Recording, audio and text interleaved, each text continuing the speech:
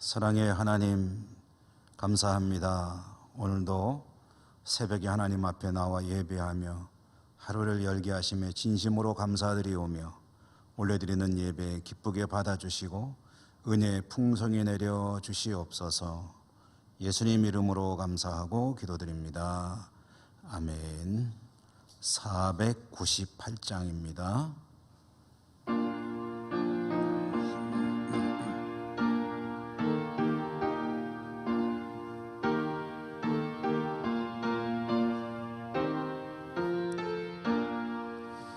저 죽어가는 자 다 구원하고 죽음과 죄에서 건져내며 죄인을 위하여 늘 애통하며 예수의 공로로 구원하네.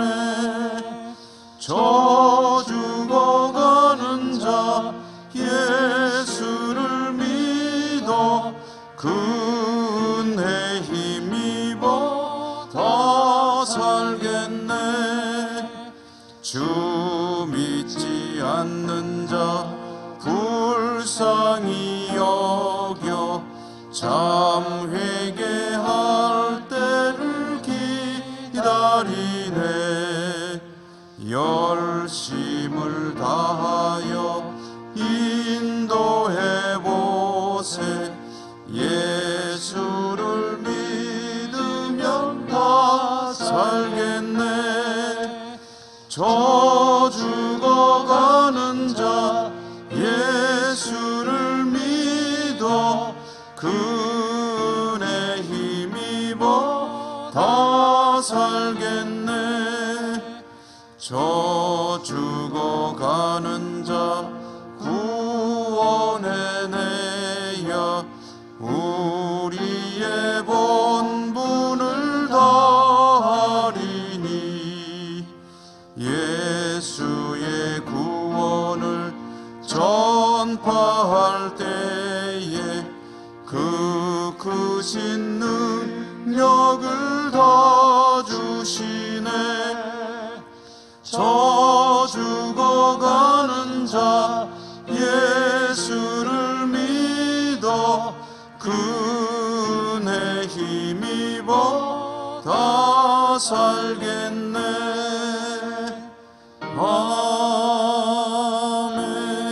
아멘. 성경 말씀 마태복음 10장입니다. 신약 성경 마태복음 10장, 오늘은 5절에서 15절까지 교독으로 읽겠습니다. 마태복음 10장 5절에서 15절 함께 교독으로 읽습니다. 예수께서 이 12를 내보내시며 명하여 이르시되 이방인의 길로도 가지 말고 사마리아인의 고을에도 들어가지 말고 오히려 이스라엘 집에 잃어버린 양에게로 가라.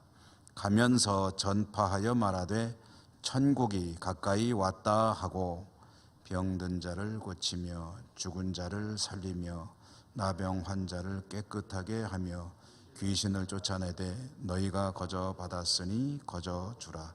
너희 전대에 금이나 은이나 동을 가지지 말고 여행을 위하여 배낭이나 두벌 옷이나 신이나 지팡이를 가지지 말라. 이는 일꾼이 자기의 먹을 것 받는 것이 마땅함이라. 어떤 성이나 마을에 들어가든지 그 중에 합당한 자를 찾아내어 너희가 떠나기까지 거기서 머물라. 또 그 집에 들어가면서 평안하기를 빌라. 그 집이 이에 합당하면 너희 빈 평안이 거기 임할 것이요 만일 합당하지 아니하면 그 평안이 너희에게 돌아올 것이니라. 누구든지 너희를 영접하지도 아니하고 너희 말을 듣지도 아니하거든 그 집이나 성에서 나가 너희 발에 먼지를 떨어버리라. 내가 진실로 너희에게 이르노니 심판날에 소돔과 고모라 땅이 그 성보다 견디기 쉬우리라. 아멘. 오늘도 말씀의 은혜가 함께 하시기를 기원합니다. 오늘 말씀은 천국 복음이라는 제목으로 말씀 전해드리겠는데요. 12 제자를 전도, 파송하는 그런 이야기죠. 주님은 제자들에게 12 제자를 이제 선정하시고 권능을 주시고 전도를 위해서 파송하십니다. 파송하실 때 그들의 행선지로 먼저 유대인에게로 가라. 사마리아 땅이나 이방인에게 가지 마라. 이것은 여러 가지 이유가 있을 수 있겠습니다. 우선은 사마리아나 이방까지 가서 전도하기에는 위험할 수도 있고, 또 제자들도 아직은 그 정도까지에 이를 만큼 복음에 대한 확실한 그런 이해가 되어 있지 못하기 때문이 아닐까 하고 추정을 합니다. 반면에 유대인들은 이미 메시아를 기다리고 있는 사람들이므로 전할 메시지가 비교적 단순합니다. 우리가 기다리던 메시아, 그분이 오셨는데 그가 바로 나사렛 선지자 예수다, 이 이야기를 하면 되기 때문에 먼저 유대인에게로 가라라고 하였고요. 다른 이방 지역이나 사마리아 땅은 이제 차선의 선택으로 미루어 둔 것이 아닌가 하고 생각을 하게 됩니다. 주님은 그들이 가는 곳마다 사람들의 필요를 채워주라고 명하셨습니다. 병든 자가 있으면 고쳐주라. 죽은 자도 살리라. 그리고 귀신을 쫓아내라. 이와 같이 주님께서 명하셨는데, 명하셨다는 것은 그렇게 할 수 있는 권능도 주셨기 때문에 명하실 수 있는 것이죠. 오늘 말씀 보면은 1절부터 읽어보면 이제 주님께서 제자들에게 권능을 주시고 파송하셨다, 파견하셨다라는 이야기가 나옵니다. 이 전도 여행을 위해서 주님의 당부사항 중에 보면은 전도 여행을 위해서 다른 것도 준비하지 말라. 다니면서 필요한 것은 현장에서, 현지에서 해결해라 라고 말씀을 하십니다. 이것은 복음을 전하는 제자들을 위해서 복음을 전해받는 이들이 그 여행에 필요한 것들을 해결해 줘야 할 것이다 라는 그런 의미가 들어있는 말씀이죠. 집에 머무는 것, 식사를 해결하는 것, 의복이나 기타 여러 가지 실질적으로 필요한 것들은 일하는 이들에게 그런 것들을 공급해 주는 것은 당연한 것 아니겠느냐. 그러므로 복음을 받아들이는 이들이 제공해야 할 것이다 라는 의미를 가지고 있습니다.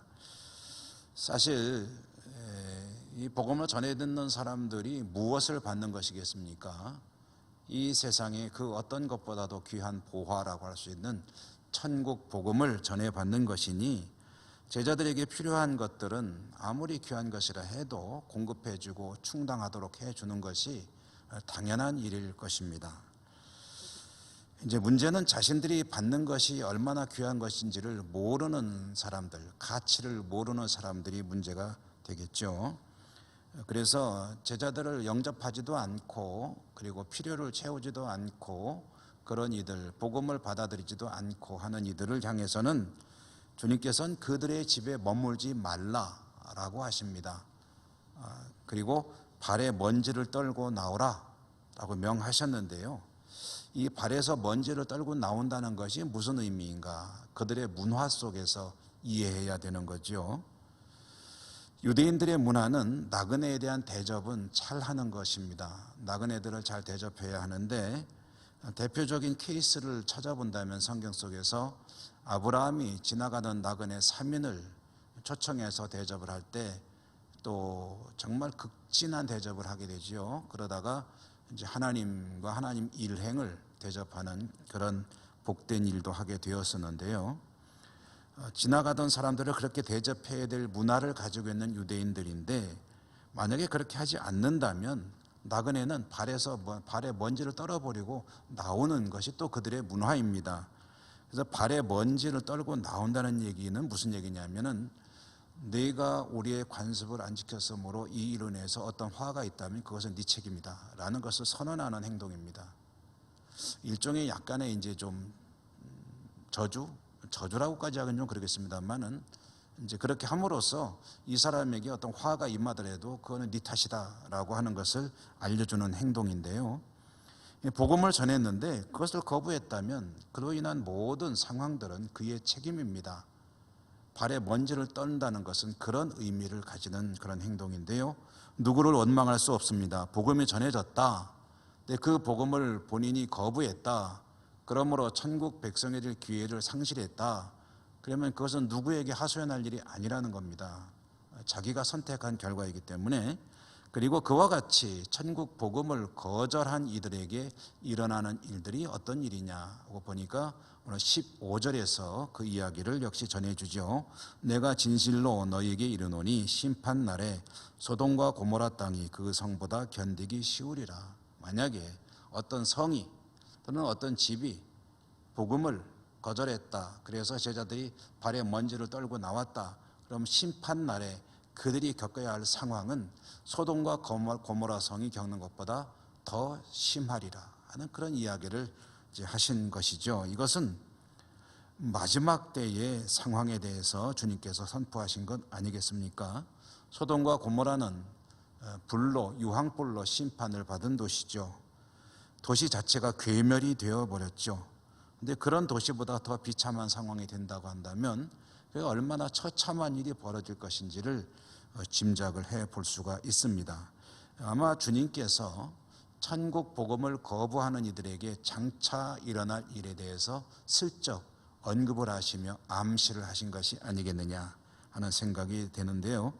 그러므로 천국 복음, 그것은 이 땅을 살아가는 모든 사람들이 반드시 받아들여야 하고 소중히 간직하여야 하고 복음에 따라서 살아가야 하는 그런 보화 중의 보화가 아닐 수 없습니다.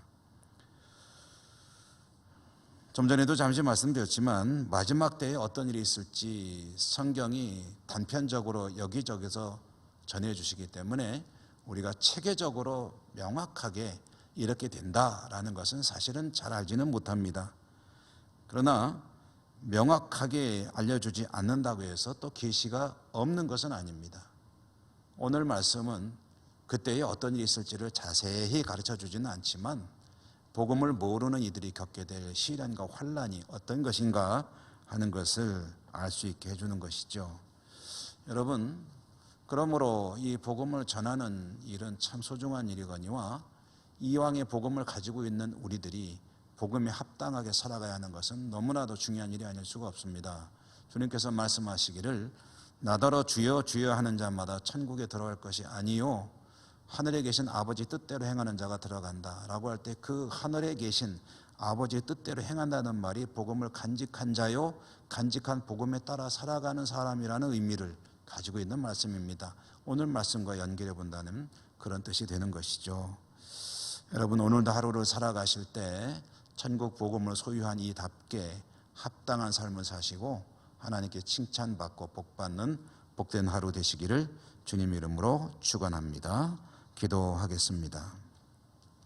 은혜로우신 하나님, 택하시고 부르셔서 복음을 전해주시고 성령으로 감동하셔서 복음을 받아들여 하나님 백성으로 살게 하시니 감사합니다. 한 가지 두려운 것은 주여 주여 기도하고 외치고는 있으나 혹여 복음과는 관계없이 살아가는 것은 아닌지 참으로 두렵습니다.